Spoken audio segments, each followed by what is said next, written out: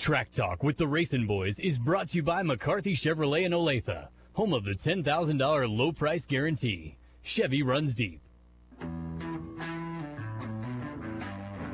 You're listening to Track Talk with the RacinBoys, brought to you by McCarthy Chevrolet in Olathe, or visit them online at McCarthyChevyKC.com. And thanks to McCarthy Chevrolet for being a big part of the RacinBoys here on a Saturday morning, and also on Metro Sports, Time Warner Cable's RacinBoys TV. You can see every Friday night at 7 o'clock and several times throughout the week, usually when they're replaying the Lakeside Speedway coverage. So we thank McCarthy Chevrolet for also providing our sponsorship for that show that you can see every week on Metro Sports. I'm Kirk Elliott. Ron Keith is sitting in with us here this morning. Scott will be joining us a little bit later on. But joining us on the phone right now is one of the big veteran racers of Kansas City who probably, when he writes his book about his career, this will be the big part of the book. This past week has been pretty memorable in the life of Tom Charles. He's joining us right now. Tom, how are you doing a week after one of the most remarkable crashes I think we've ever seen, and you're able to walk away without a scratch? Thunder Hill Speedway last Saturday night. Just kind of take us through the evening. You're in a heat race. What happened? Well, first of all, I'm just very, very happy to be alive and able to, be on the show this morning. I just, it was a life-changing experience. I can guarantee you that. I got to start by saying it was just the grace of God that brought me through that, because I was literally inches from, not surviving that. The concrete wall went through the back, right behind my seat. It took out the main structure of the car and just a few inches forward, and it takes me out instead. And I realize, how close I came, and trust me, to walk away with not a bump, bruise, not a scratch. I just have to, give glory to God, because it was that close. But what happened was, it was just a typical night, just a heat race. I'd worked on the car. The car had gotten away from me lately. My bird cages, they got out of index, and things were just off. And I'd ran it at Lakeside the night before, trying to get it right, or I take it back, I ran it the week before, and it just wasn't right. I spent the entire week going through the whole car, getting it right, and I was feeling really good about it, and I was, just trying to pass for the lead in the heat race, and the guys kind of squeezed me down coming out of 4 just before that, and I thought, well, okay, he's going to fight me for this, so I, kind of did a little slide job going into 1, but I made sure I went in hard, so I cleared him. And everything was cool, and I slid up the track, kind of caught the cushion, and I remember thinking I need just a little more left rear bite so this thing will snap off the corner. And I knew he was coming back on the inside, which I expected, and then the back end of his car broke loose, and he kind of turned into his slide, and then once he slid up and the back of his car caught my car with his front wheels turned, it just snapped his car underneath my front end, and when it turned and went under, I was still on the gas, and it was just like a ramp. And that car started going up, and from there I was just along for the ride. And when it all ended, I was a little upset at first, and then as time went on and I got to watch the video and the replay, and I looked at the car and realized how lucky I am. I'm not mad at anybody. I'm a little upset that, maybe we could have made some better choices on that deal. It just, that's one of the things. I mean, we risk that every time we go out there, and it's just an example for the other drivers that, guys, we need to respect each other. The car can get away from you, and sometimes you can't do anything about it, but we got to be smart out there. We got to respect each other and understand that at any moment, things can change. It's a dangerous sport. We all know that. But most of the time, if we all keep our heads, it can be good. It's a great sport. I love it, and I'm glad I'm here to talk about it today. The whole aftermath of this crash. Obviously, it's got to be the worst crash that you were ever involved in, is it not? Yeah, well, yeah, it is. I've had some where I was injured, but yeah, this was the worst crash by far, and it just amazes me. Again, I say it's just the grace of God that I walked away without a scratch. I mean, I'm not even sore. People keep asking me, how you feeling? Are you still sore? And I never was sore. It's amazing. It's amazing. Now, Thursday night, you go to Knoxville, and you get right back at it. What was the mindset? First of all, a lot of people that's probably never driven a race car would think, maybe I ought to take a break here and just kind of chill out a little bit. Yeah. But I know race car drivers don't think that way, and I know you don't think that way. How important was it to get right back in the race car and go at it again? Well, it's always important. I mean, when something like that happens, you don't want to sit back and think about it too long before you get back in it. I was very, very fortunate. Shane Wettengale, that drives the number 91 Modified at Thunder Hill, offered me his car for the feature, and I thought, well, that's great, because I went into the night tied for first in the points, and winning the championship this year is kind of our goal. I'd like to do it at least one more time in IMCA before I'm done. And so I went down and got in the car and was fitting the belts and everything, and I was excited. I mean, I was ready to go, and of course my adrenaline was still pumping, but the track said I couldn't because they have a track rule. It's not an IMCA rule. It just says you have to race the car that you attempt to qualify. So unfortunately, I was unable to get back in the car Saturday night. So we came home, and Dan had blown the motor in the car that I drove last night, which was my old car. He blew it up on the first lap of that heat race. If you watch that video, it goes up in smoke. And so we took the motor out of the car I wrecked and stuck it in that old 2-link. And we were concerned about going to the Harris Clash, and we decided, no, we're going to do this. You never know if a motor's going to survive something like that, and figured, well, we'll just go on up and run it hard, and if it survives, then we're good. And so we went up there, and of course, it was a long drive up there, and I started getting a little nervous because not only was I getting back in the car for the first time, didn't know if the motor was going to survive, and I'm going up there with 70-some other drivers that are pretty fierce competitors. And so needless to say, I was a little nervous, but we got hot laps in, and the car felt great, and so we went out in the heat race. We finished well.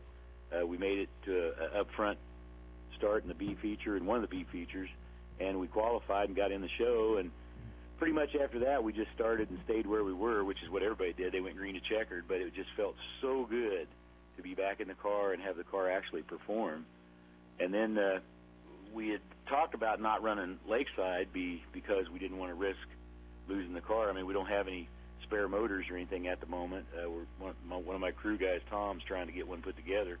But we thought, well, maybe we should skip Lakeside, and then we thought, well, we're on the pole because we finished 12th last week, so if we qualify through the heat, we're on the pole, maybe we can hang in there. So it's kind of what we did last night, and it worked out great. I kind of messed up on that one restart. I was running second, I believe, and I just missed my mark going into one, and that really messed me up for a few laps. We kind of gathered it back up, and late in the race, we managed to hang on for a 6. I was amazed, but it was so great. All the people that came down last night and told us how glad they were that I was okay, and how horrible looking that crash was, and it just the support from everybody has just been phenomenal. It really humbles a guy, and again, I mean, I have to give credit to God for just allowing me to continue, because I was so close. And I can assure you, you wake up on Monday morning or Tuesday morning, and you're like, I got to go to work again today. And I'll tell you what, last week I was waking up just thinking, wow, it's great to be alive. Yeah. It was a very definite perspective changing experience. It truly was.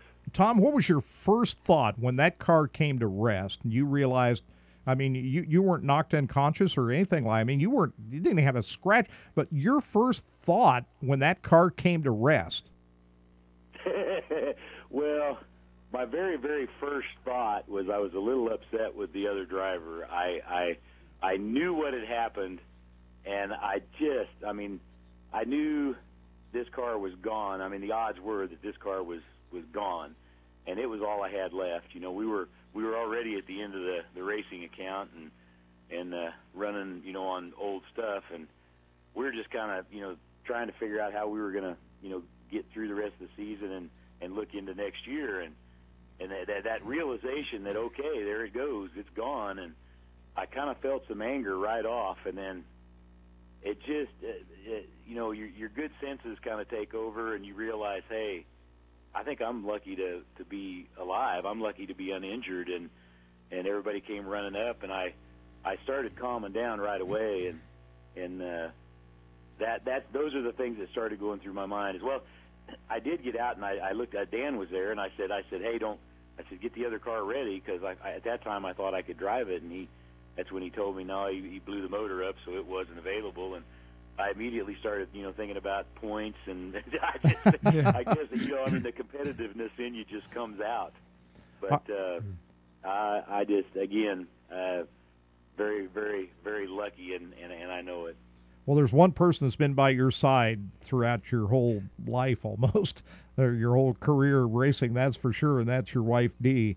And she happened to be the one filming that accident on the back straightaway, and I visited with her yesterday, and she told me she didn't know that was, if she knew that was you, that she was filming flipping upside down, she would have been able to hold that camera steady. But how remarkable is that she was able to hold that camera steady while you're flipping like that? Well, I tell you what, I mean, she's been around me since we were, 7 or 8 years old, and we know each other real well, and she's done a great job. She's, ever since they started making video cameras, I think, she's had one in her hand at the races, and I always use the footage, you know, to watch how people drive, and to watch how I drive, and to watch the car, and just learn things, you know, and I've always told her how critical it is to keep that camera on what's happening. I said, if something does happen, and, you know, your instinct is to pull away and look with your own eyes, and I've always told her, I said, just concentrate on that camera, keep it on whatever's happening, and then we'll have it forever. You know, we can watch it. And I think she's just gotten so good at doing that you know, it was easy for her. And then the other deal is what she said. She kind of thought it was the other car. She didn't actually realize it was me. So for whatever reason, she was able to get it, and it's an incredible video. I watched that in slow motion, and it's just wow. Yeah, I mean, certainly, as she known that was you flipping upside down there, I mean, rightly, your wife would have dropped the camera and gone down and try to figure out, what's going on, I'm sure. But, I'm telling her to just tell everybody, says, oh, you know, no, I was doing what I was supposed to do. I was focused, you know. But she tells the truth. Yeah.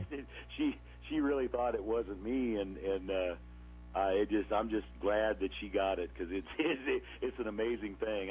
As of last night, it had been viewed in, I think, 125 different countries, which shows the power of the internet. You know, people all over have seen it and commented on it, and most of them have been, you know, positive comments. It was pretty spectacular, and it's one of those deals where if you hadn't caught it on film, you know, you'd just be talking about it, and it wouldn't be nearly as impressive. But to survive something like that and walk away without a scratch, I think is probably the biggest, the most impressive thing about it. And again, you know, I've always been a Christian, and I've always been outspoken, and I think the fact is, in this case, I have to clearly state that it was the grace of God that brought me through that unscathed, and I have to say that. If I didn't, you know, I don't think I'd be doing my job as a Christian. Well, you can see the video on RacinBoys.com. We'll have it as part of this interview on the video section here a little bit later on this morning, and it's on the forum board section under Tom Charles Crash. You can see the video and all the great still photos that were taken by Tom Wiseman over at Thunder Hill Speedway as well. Just remarkable. So what's next for Tom Charles? In light of everything that's happened, have you had time to think about what this means? I mean, you're 55 years old. You've had a long and fruitful career as it is. What's next for Tom Charles? Well, my grandsons have started doing some racing in the little sport compact cars, and kind of part of what I've been doing with the old two-link car at Lakeside this year is I'm kind of trying to get it set up so that it can be a B mod. And I think we've been working on the suspension and getting better and better. I had to move a lot of mounts and change things in comparison to the way we used to do it. And that's basically my focus, is kind of looking at the future for the grandsons and maybe helping Dan. And I'm certainly not ready to get out of the car yet. I mean, if we can come up with something and put something together for next year, I would certainly like to continue racing. Maybe more on a limited schedule, but we've got a lot to look at right now. We don't even know for sure what we're going to come up with, and if we can get through the rest of this year and maybe pull off that championship at Thunder Hill, at that point we can sit down, Dee and I and the crew, and just see what we got left, and kind of talk about what we want to do. So. Right now, things are just kind of open. We may cut back a little, we may not. You just never know. At this point, I still feel young enough and healthy enough and competitive enough that I'd like to stay in it. Yeah. Certainly for a little while longer. Well, and I'm glad to have that opportunity. But we don't really know at this point. We're going to think about it. Well, one thing's for sure. He'll be back at Thunder Hill Speedway tonight, 1 week after all this happened. And, Tom, we really appreciate you joining us here this morning. And thank God we still have we still have you here, my friend. It's good to be here, and I appreciate you guys having me on this morning. Thanks, Tom. Thank you. Take care. Tom Charles, there he is. Man. Ron, I'll tell you, that it's just absolutely there's a reason why he survived that crash. Yes, there is, and it's just it's hard to explain, actually, how that can happen. You can have a violent crash and get them walk away, and then one that doesn't look so violent be hurt really bad. So you just never know. All right, we're going to get your thoughts. 913-381-810. Give us a call. Did you see that video or whatever else you want to talk about here on the Racing Boys Track Talk here this morning?